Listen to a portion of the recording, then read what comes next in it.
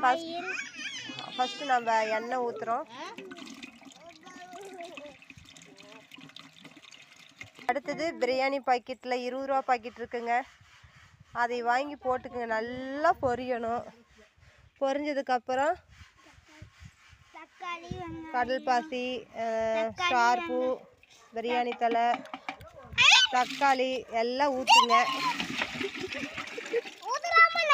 நல்லா கலரி நல்லா வேகணுங்க. தக்காளி, புதினா, கொத்தமல்லி, பிரியாணி மசாலா, மஞ்சத்தூள் நல்லா போட்டு நல்லா வணக்கிடுங்க. பட்டை, கிராம்பு இதெல்லாம் அரைச்சி கூட போட்டுக்கலாம். வெங்காயம், பச்சை மிளகா, புதினா, கொத்தமல்லி தலை, தக்காளி இதெல்லாமே அரைச்சி உள்ளே ஆட் பண்ணிக்குங்க. நல்லா மிக்ஸ் பண்ணுங்க. நல்லா கிரேவியாட்டு வந்ததுக்கப்புறம் தக்காளியெல்லாம் நல்லா வதங்கணும். அப்புறம் தயிர் ஊற்றுங்க. எலுமிச்சம்பழம் புழிஞ்சு விடுங்க. நெய் நிறையா ஊற்றிக்கிங்க. கடைசியில் மட்டன் பீஸையும் போட்டு நல்லா கலருங்க.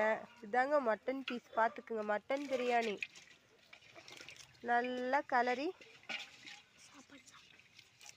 சீரக சம்பா ரைஸ் எடுத்துக்குங்க. மூடி வச்சோம்னா இந்தாங்க அரிசியெல்லாம் போட்டு நல்லா மூடி தம் கட்டினீங்கன்னா மட்டன் பிரியாணி ரெடி. அவ்வளோ அரிசி எவ்வளோ கறி போடுறீங்களோ 1 கிலோனா அதுக்கு தகுந்த மாதிரி 1/2 கிலோ அரிசி எடுத்துக்கோங்க. நல்லா கலருங்க.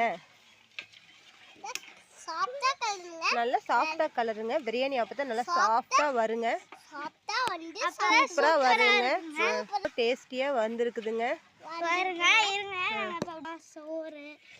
நீங்கள் லாஸ்ட்டாக கொத்தமல்லி தலை, புதினா தலை தூவி நெய் ஊற்றி கலரி பிரியாணி சூப்பராக ரெடிங்க.